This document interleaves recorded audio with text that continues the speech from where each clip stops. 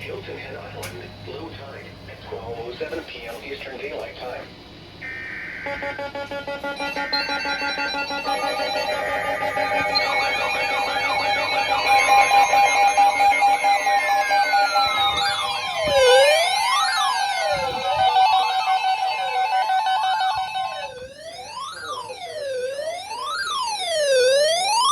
Coastal waters from Savannah, Georgia to Altamaha Sound, Georgia out 20 nautical miles, including Grays Reef National Marine Sanctuary, until 7:15 p.m. Eastern Daylight Time. At 5:40 p.m. Eastern Daylight Time, a strong thunderstorm was located over LT buoy, moving northeast at 10 knots. Hazard, wind gusts to 34 knots.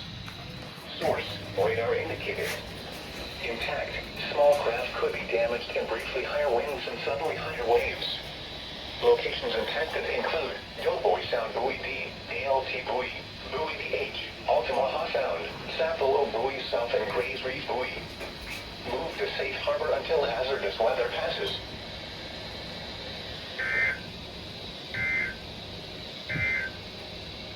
And now here is the